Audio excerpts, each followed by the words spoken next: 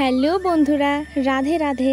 তো আজ আমরা আবার চলে গেলাম কালিয়াগঞ্জের রশিদপুরের কালীকুণ্ডি ধামে। ফাইনালি আমরা চলে আসলাম। আর এই জায়গাটাতে আসলে মনে হয় একটা শান্তিপূর্ণ জায়গায় আসলাম, যেখানে কোনো সারা শব্দ নেই, নিরিবিলি এলাকায় এই মন্দিরটি রয়েছে। আর তোমরা দেখতেই পাচ্ছ কি সুন্দর একটা ভিউ। আর আমরা গিয়েছিলাম ভোগ লাগানোর আগে, ওই মনে করো 10টা কি 10:30, তাই হয়তো অনেকটাই ফাঁকা আছে। আমি মন্দিরের ভিতরে প্রবেশ করলাম, আর তোমরা দেখতেই পাচ্ছ এই জায়গাটাতে হয় নাম কীর্তন। আর সামনেই রয়েছে রাধা কৃষ্ণের মন্দির। তো চলো তোমাদেরকেও সামনে থেকে দেখাই।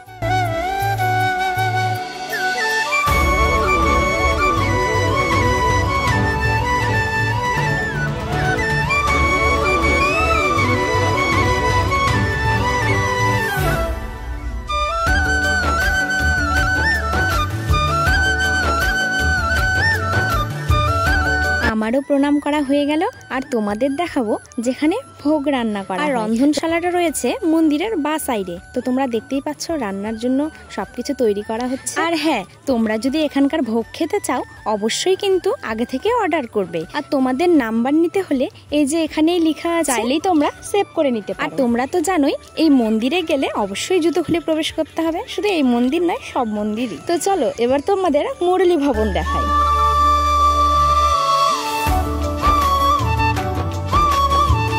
এবার আমরা চলে আসলাম ওই মন্দিরেরই পুকুরে। তো তোমরা এই বাচ্চাদের স্নান দেখে হয়তো তোমাদেরও ছোটবেলার কথা মনে পড়ে গেছে, আমারও সেম।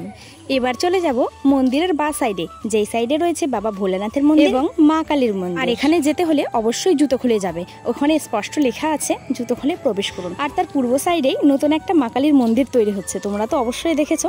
চলো এবার তোমাদেরকে ভিতরে নিয়ে যাই।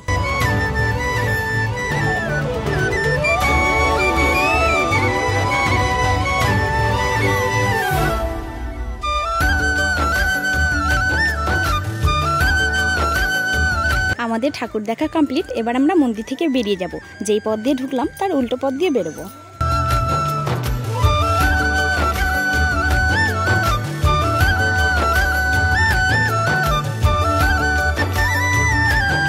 ভোগের প্রসাদ দেখে হয়তো অনেকের লোভ লাগছে, তাই না? তো তোমরা কে কে ট্রাই করেছো বা ট্রাই করবে? ট্রাই করলে অবশ্যই কিন্তু মন্দিরে আসতে হবে। তো তোমাদের এই মিনি ব্লগটি কেমন লাগলো অবশ্যই কমেন্টে জানাবে, আর পাশে লিখবে হরে কৃষ্ণ।